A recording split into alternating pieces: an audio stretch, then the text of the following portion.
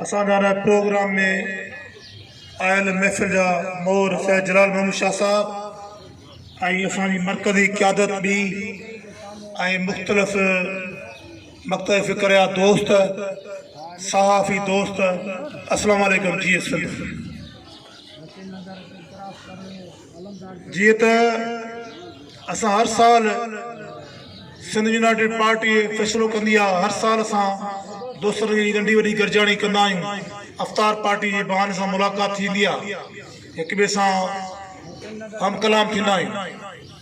ईअं हिन भेरे बि असांजो शेड्यूल हो त जेको सो افطار पार्टी कजे हैदराबाद में, पर हीउ जेको वबा हले थी कोविड-19 उन जे करे तमामु घणो जेको सो सेंसिटिव माहौल हो ऐं हैदराबाद में को वॾो हाल कोन्हे मिलियो।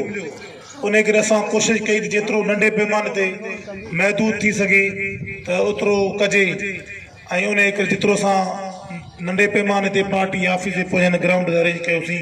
तव्हां सभई दोस्त हिन प्रोग्राम में शामिलु थिया आहियो, तव्हां सभिनी दोस्तनि जी महिरबानी। ऐं ज़ाहिरी आहे सियासी जमायतूं में तो सियासी ॻाल्हि कबी। हिन वक़्तु सिंध में अंदरि जेको वॾे में वॾो मामलो हले थो उहो मज़हबी इंतिहा पसंदी आहे। असां افطار पार्टी करे साबित करियूं पिया त बाबा असां क़ौम परस्त मुस्लमान आहियूं। जेको असांजे लाइ कॉन्सेप्ट आहे त तव्हां मुस्लमान ई कोन आहियो, त असां मुस्लमान आहियूं ऐं असां हर साल प्रोग्राम कंदा आहियूं, तव्हां ॿुधायूं था। हिकिड़ी ॻाल्हि चई पंहिंजी जॻहि वठंदुसि, छो जो टाइम सफ़ा महदूद आहे। त हिकिड़ो किताबु आहे इरशाद तिरमिज़ी, उहो ISI जो वाइस चीफ रहियो, वरी ईरान में कौंसल खाने जो जेको हेड रहियो 5 साल।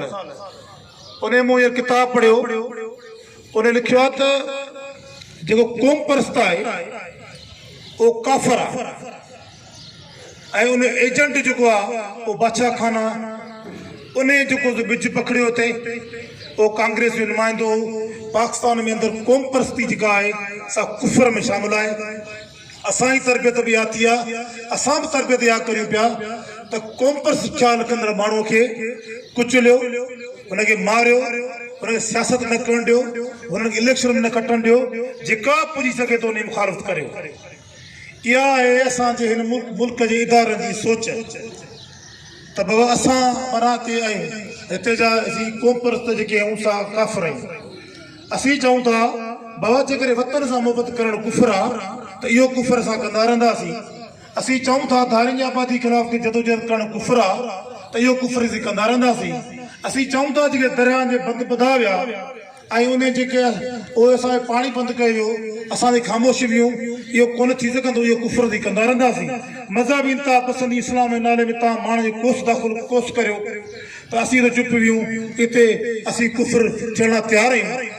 जेके तव्हां चओ था त असांजे तारीख़ी माग सकाफ़तुनि खे उन जी तोहीन कई वञे ऐं असीं ख़ामोश रहूं, इहो असां कुफर करण जे लाइ तयारु आहियूं।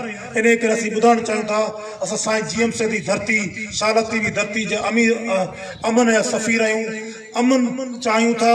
असीं चाहियूं था असांखे क़ौम तस्लीम कयो वञे, असांखे सिंधी तस्लीम कयो वञे, असां शहर मुल्क जा बाशिंदा आहियूं, असांखे मुल्क जो शहरी तस्लीम कयो वञे, असांखे जीअण ॾिनो वञे ऐं पाण बि जियो, असांखे बि जीअण ॾियो। अस्सलामु अलैकुम जी।